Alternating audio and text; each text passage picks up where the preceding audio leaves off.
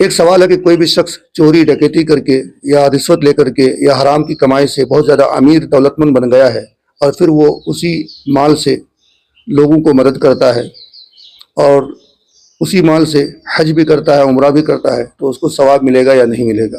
تو اس کا جواب یہ ہے کہ یہ جو مال وہ اکٹھا کیا ہے حرام کی کمائی کا، چوری کر کے ڈکیتی کر کے لوگوں کو دھوکہ دے کر کے، یہ مال تو اس کا ہے نہیں، لوگوں کو دیتا ہے تو ثواب اس کو بالکل نہیں ملے گا، اس کو ثواب نہیں ملے گا۔ اور دوسری چیز، حج و عمرہ جو کرتا ہے اس مال سے، تو اس کا بھی اس کو ثواب نہیں ملے گا۔ بہت سارے مولانا لوگ شکایت کرتے ہیں کہ اتنا پیسہ والا ہو گیا، دولت والا ہو گیا، پھر بھی وہ زکوٰۃ نہیں نکالتا ہے، تو کیسے نکالے گا؟ یہ تو دولت ان کی ہے ہی نہیں، وہ دوسرے کے مالوں کو اکٹھا کر کے امیر بن کے بیٹھا ہے، تو وہ کہاں سے وہ زکوٰۃ نکالے گا؟ السلام علیکم ورحمۃ اللہ وبرکاتہ۔ ناظرین، میں ہوں آپ کا دوست مولانا احسان رضا۔ پروگرام آپ کے سوالوں کا جواب لے کر آپ کی خدمت میں پھر سے حاضر ہوں۔ یہ پروگرام ویسے تو آج سے 6 مہینہ پہلے ہر ہفتے آپ کے لیے نشر کیا جاتا تھا، لیکن کسی وجہ سے میں نے اس پروگرام کو بند کر دیا تھا۔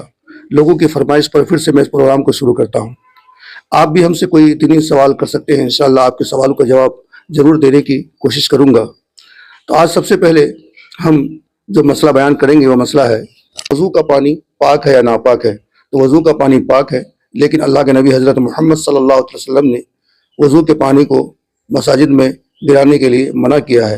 وضو کے چھینٹوں سے بھی لوگوں کو بچنا چاہیے، لیکن اگر وضو کرتے ہوئے اس کا چھینٹا کپڑوں میں یا جسم کے کسی حصے میں لگ جائے، گر جائے، تو اس سے کپڑا آپ کا ناپاک نہیں ہوتا ہے۔ دوسرا سوال ہے کہ مزاروں میں جا کر کے کھڑے ہو کر دعا مانگنا کیسا ہے؟ تو مزاروں میں کھڑے ہو کر کے دعا مانگنا اللہ سے جائز ہے۔ وہاں جو سوئے ہوئے ہیں، لیٹے ہوئے ہیں، ان سے دعا مانگنا ناجائز اور حرام ہے۔ اللہ کے علاوہ کسی سے کوئی چیز آپ نہیں مانگ سکتے۔ ہاں، کسی بزرگ سے، کسی نبی سے، کسی ولی سے، کسی پیر سے آپ جو کچھ مانگتے ہیں تو نیت یہ ہونی چاہیے کہ یہ خود نہیں دیتے بلکہ اللہ تبارک و تعالیٰ سے لے کر کے دیتے ہیں، تو اس نیت سے دعا مانگتے ہیں تو بالکل درست ہے۔ تیسرا سوال ہے کہ مزاروں میں، درگاہوں میں جا کر کے مزاروں کو چومنا کیسا ہے؟ تو چومنا تو بالکل جائز ہے، لیکن اعلیٰ حضرت امام احمد رضا خان فاضل بریلوی نے فرمایا ہے کہ درگاہ مزاروں سے کم 4 ہاتھ دور رہیں، اسی میں زیادہ ادب ہے۔ تیسرا سوال ہے کہ عورتیں مزاروں میں جا سکتی ہیں کہ نہیں؟ تو اعلیٰ حضرت امام احمد رضا خان فاضل بریلوی نے فرمایا کہ جو عورت مزاروں میں جاتی ہیں تو گھر سے نکلتے ہی اللہ تبارک و تعالیٰ اس کے اوپر لعنت بھیجتا ہے، لیکن بعض علماء کرام فرماتے ہیں کہ عورتیں اپنے محرم کے ساتھ حالت پردہ میں جا سکتی ہیں، لیکن مزار کی باؤنڈری کے وہ باہر کھڑی ہو کر کے فاتحہ وغیرہ پڑھ سکتی ہیں، اندر داخل نہ ہوں۔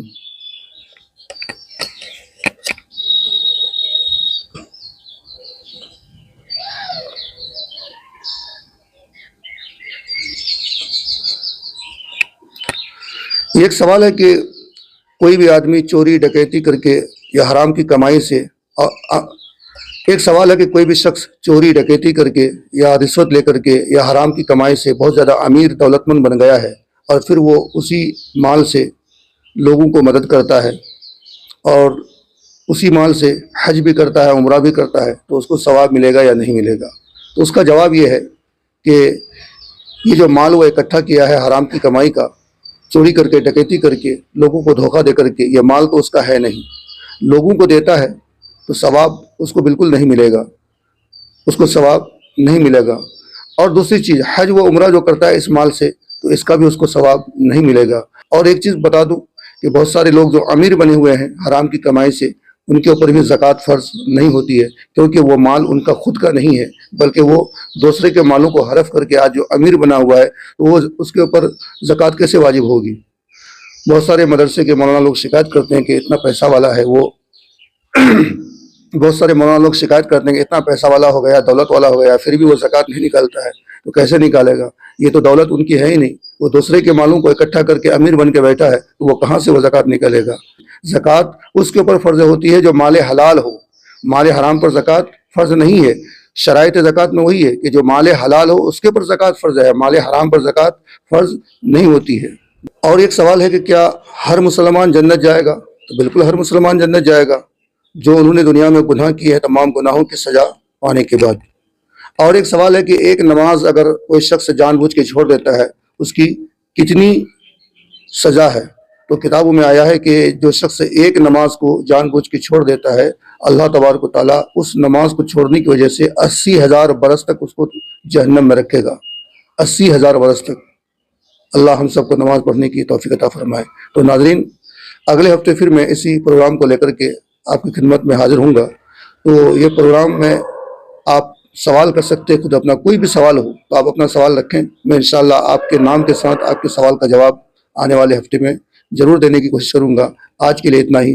دیجیے اپنے دوست مولانا احسان کو اجازت. السلام علیکم.